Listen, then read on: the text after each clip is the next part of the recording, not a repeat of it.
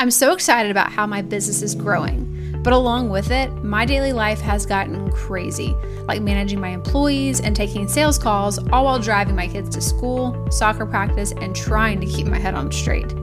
I don't want the growth to stop, and I know we need to create a better online presence to do that, but we haven't written a blog, posted on social media, or touched our website in months. I'm not even sure I know how to move forward, so I just haven't. But then I found the Breezy Company, a monthly marketing service subscription that provides experienced and consistent teams with your most demanding marketing tasks through an efficient and streamlined process. It's so simple. I just chose the plan I needed. They matched me with one of their amazing Breezy team members. They onboarded me, and my company was off to the marketing races. I finally feel confident that I have a team who has my business's back and is working to promote what we do, drive leads to our pipeline, and make our brand look amazing. Now, back to work. The Breezy Company, scalable marketing teams.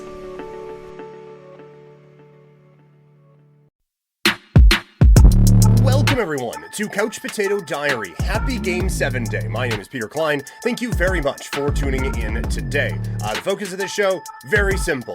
It's Game 7, baby. It is maybe the most anticipated hockey game in the history of the sport, given how much social media and how different coverage is now. Obviously, there have been hotly anticipated games before, but given the circumstances around this, given the extent of media coverage and social media coverage, holy smokes, I cannot wait for this one to get going. And so, let's get into the breakdown, shall we?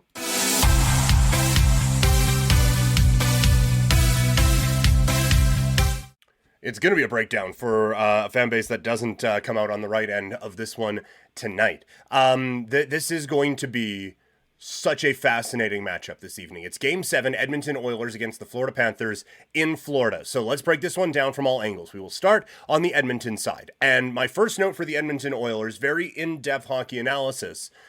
Stay awesome. They have been tremendous over the last 3 games. And are at a point now where I would suggest they have outplayed Florida for about 5 of the 6 games. Game 2 was the only one on the scorecard that decisively goes the Florida Panthers' way. So we will see tonight if Edmonton can keep that thing rolling. And I think the most important thing for them that has been working for them in this 3-game historic comeback has been their starts. If they can get off to another quick start today and get that, here we go again, feeling for the Florida Panthers, then I do think that it can unravel pretty quickly for a Panthers squad that does feel a little bit beat down right now and don't have a whole lot of reasons for optimism. So if Edmonton can come out, get that good jump, get that quick play going, and really start to take it to the Florida Panthers, it's going to be a really, really difficult uphill climb for the Florida Panthers to work their way out of. Not saying they're not going to be able to do it,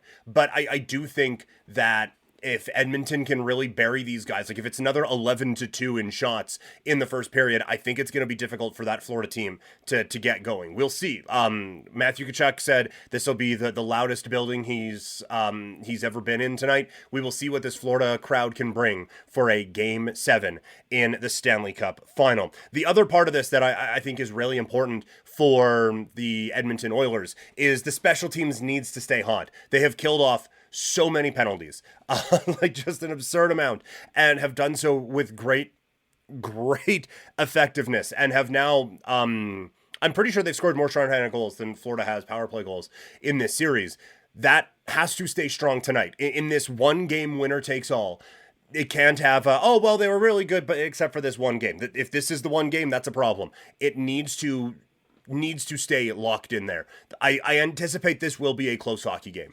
And so I don't think you can, that you can have the Panthers getting some free goals tonight on your on their power play. I think that is going to be so important. And I think that this is going to be a Panthers team that I think is going to be very desperate on the power play and try to get some things going. I thought that maybe they cracked a code in Game 2 when they got that late one from Rodriguez on a nice set play. I believe it was Verhaeghe, who, it wasn't even a set play, it was on the rush. So maybe that should have let me know that it wasn't something that was figured out. But if they're able to get like a 2-for-4 or something, that is going to be monumental from a Florida Panthers standpoint. We'll see if they're able to crack that code tonight. And then the other one, and it does kind of go along the same lines as this. I think the Edmonton depth needs to stay hot in this game. I think that Janmark has been so important for Edmonton the last little bit. Connor Brown, with a couple real good shorthanded goals and shorthanded opportunities, has created that extra spark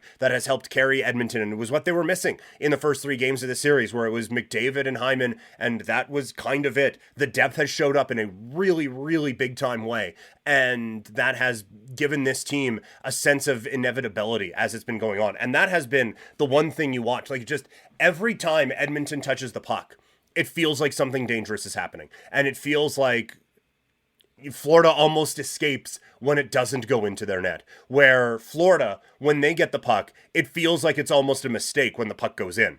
That's how these two teams have been feeling right now. Is it just this air of inevitability around the Edmonton Oilers, and specifically their star, Connor McDavid. But the depth guys, like Henrique, has been really good. Janmark and Brown, I can't say enough about the plays that they have made. And those are the types of depth performances that you need to win a Stanley Cup. Those are the type of depth performances that we have seen throughout history that have carried teams like Chicago and Boston and Tampa Bay, and before that, Detroit and Pittsburgh, and before that, and like just on down the line. Like, yes, there are the stars, but you need those depth guys to step up to take you from first or second round team to first or second ring team, and that is what this Edmonton group has been able to do, I think, with their depth.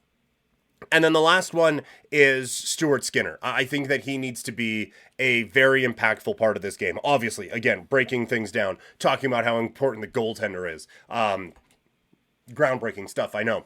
But Stuart Skinner has been a difference maker in a couple of these games. He has made, we talk about the importance of a quick start. He has made some big saves early in games that have not allowed the Florida Panthers to get off to the quick starts that they would like to get off to. So I think that this has been a really nice, really important switch with Skinner in how he has been able to play in this series. He had the really bad turnover in game 3. I did game over after that game, and a lot of people were pointing fingers at him. I didn't think this one was on him, but I didn't think he was part of the, or that one was on him, sorry. I didn't think he was part of the solution either. He has been part of the solution in games 4 through 6, and I know a lot of them have been rather lopsided scores, but he has made the big saves at the big time that have allowed Edmonton to go on their runs. Those need to come back for Edmonton. But overall, like, just what an unbelievable comeback, even if it does fall short tonight. And I know that is going to be not necessarily the prevailing thought is, oh, you know what? The real Stanley Cup are the friends you make along the way. Obviously, that's not going to be the case, but this is memories that will last a lifetime, and an improbable comeback that will go down in history, even if it falls one game short. We will see. I think we've seen Connor McDavid's legacy move up another tier at least, and if he wins it tonight, I think we see it move up that tier again. And I think, honestly, regardless of how this goes, he's probably worked to the point where he is the Conn Smythe Trophy winner. I think Bobrovsky has had 3 pretty dreadful games. If they had swept, no questions asked, this ends up being a Bobrovsky Conn Smythe, but because of the struggles that he has had, I think McDavid gets it in a losing effort. Not necessarily the legacy you want, but I do think that is what happens. But this just, it feels like they have all the momentum on their side right now. And it does feel like you are at a point with Edmonton where you cannot possibly comprehend the thought that the Edmonton Oilers could lose this game and not win the Stanley Cup, given the momentum they have, given how well they have played through 3 games. I will caution in saying that that's kind of what we were saying about Florida too, right? That is what we were saying about the Florida Panthers, where after 3 games, it's like I even said on Game Over, like, look, the series isn't over, but odds are the Florida Panthers are winning the Stanley Cup. Because it just, like, you don't see this in sports. And so because this part is so unprecedented, that next part of, like, well, how could they lose again? Like, you can't possibly wrap your head around that. We will see tonight if the Florida Panthers and how they handle that, if they can kind of interrupt this historic comeback. But this has been an unbelievable run, and will certainly, I don't think Connor McDavid wants this one to be first line of the biography when all is said and done, but it might be if they are able to put a close on it this evening. So that is the story from the Edmonton side of things. What about the Florida Panthers? I'm so excited about how my business is growing, but along with it, my daily life has gotten crazy, like managing my employees and taking sales calls, all while driving my kids to school, soccer practice, and trying to keep my head on straight. I don't want the growth to stop, and I know we need to create a better online presence to do that, but we haven't written a blog, posted on social media, or touched our website in months. I'm not even sure I know how to move forward, so I just haven't. But then I found the Breezy Company, a monthly marketing service subscription that provides experienced and consistent teams with your most demanding marketing tasks through an efficient and streamlined process. It's so simple. I just chose the plan I needed. They matched me with one of their amazing Breezy team members. They onboarded me, and my company was off to the marketing races. I finally feel confident that I have a team who has my business's back and is working to promote what we do, drive leads to our pipeline, and make our brand look amazing. Now, back to work. The Breezy Company, scalable marketing teams.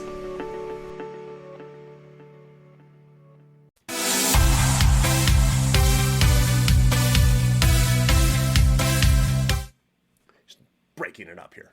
I like the sounds. The Florida Panthers are on the verge of the most epic collapse in the history of the Stanley Cup Finals and in the history of just, major sports in general. One of the great collapses that you will see. The one thing that has been missing from Florida's game in the last 3 games that needs to be there tonight is that urgency. They have absolutely, through 3 games, and this is not to take one thing away from what Edmonton has done, but they have looked like they knew this safety net was there, that there was we know, Game 7, it's coming, we got it, it'll be all right. We don't have to win this game. We can win the next one. Oh, we wanted to win it at home. Oh, you know what? We just didn't have the same urgency as them. Well, now that goes out the window. They have looked so bad in the last 3 games. And even that last one, I get Barkov was trying to do the no-look pass, the no-look shot thing. That still, when he had that mini 2-on-1, that did not look like a confident shot. That looked like I'm going to put it on net and hope someone else can put the puck in. This team has been getting beaten in every sense of the word, and they just have not met this moment in any way, shape, or form over the last 3 games. Tonight, that is a difficult switch to flip when that other team has this gigantic ball of momentum rolling downhill. We will see if Florida can flip that switch and get this thing rolling tonight. And the other thing that is concerning about that is they have been getting outworked, W-E-R-K, worked in these last 3 games. I had said coming in that the dangerous thing about Florida is they can play any style with you and still feel comfortable with that. They cannot outskill Edmonton in this game. They need to make this one an ugly, down and dirty, grinded out type of a game. They can't let Edmonton start to freewheel a little bit. And even then, like we've seen Edmonton winning those battles, they can do it. But for Florida, you are not good enough to just strictly out-talent this team.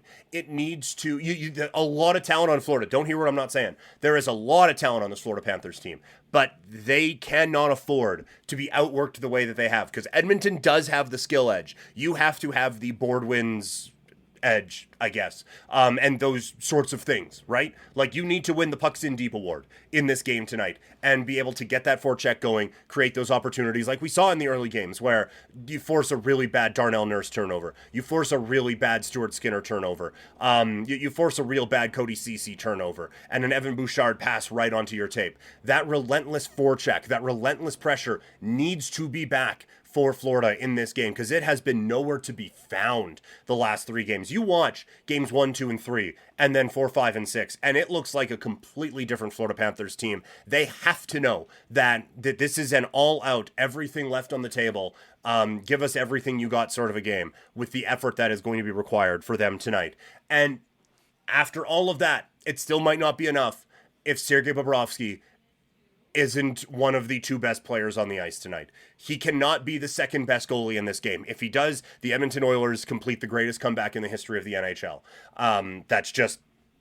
That's the way it works. Bobrovsky needs to get back to that level that he was at in those first 3 games where he was remarkable. And like, you think of that save on McLeod after Edmonton had come back to make it a 1-goal game. McDavid circling around, and instead of going all the way, cuts it short and passes it short side. McLeod gets the chance. Bobrovsky makes the save. That felt like the cup. Like, that felt like they won the Stanley Cup in that moment. And as it turns out, it's the last good moment Florida's had in the last 4 games. They need that guy to show up tonight, or they're simply not winning this hockey game. Another thing, not that, like, I'm not putting the blame on anyone, and I'm going out of my way to not talk too much big picture, because we're going to have a lot of time this week to talk about that, although not a ton, because the schedule fucking sucks. The draft is this week, but that's neither here nor there. But Ekblad and Forsling need to be that dominant pairing that they were in the first few games, where Ekblad, I thought he had like some of the best hockey of his career in a couple of the games in this series. And Forsling was dynamic and everything. And now they are just making the wrong decision at the wrong time pretty consistently. So for Florida, those guys need to get back to being the best defensemen on the ice, and some of the best players on the ice. Like they even won the McDavid minutes in a couple of those games early on. I'm not saying do that, because I do not believe that is possible. But lose it in a way that it's easier for everyone else to catch up after, because that has not been happening in the last 3 games. I wonder what this looks like, win or lose, tonight. From a Florida standpoint, if they blow this, there is, like, it's history, and not the kind of history you want to make. And from a legacy standpoint, again, like, I don't know who wears this, or what you have to do after it, or how you come back from that sort of a thing. But man alive, if they lose it tonight, I don't know what those conversations are going to be like. All right, that is it. That is our preview for Game 7. If you want post-game coverage of Game 7, I'm going to be on the Game Over Network tonight with Andrew Berkshire. We're going to be breaking this all down, getting Oiler fan reaction, getting Panther fan reaction, getting all of that. This is going to be such an incredible night. Regardless of how it plays out, it's a night we're never going to forget. So join us on the Game Over YouTube channel. You can find me on social media. I am at Primetime Klein. I'll talk to you all later. I'm out.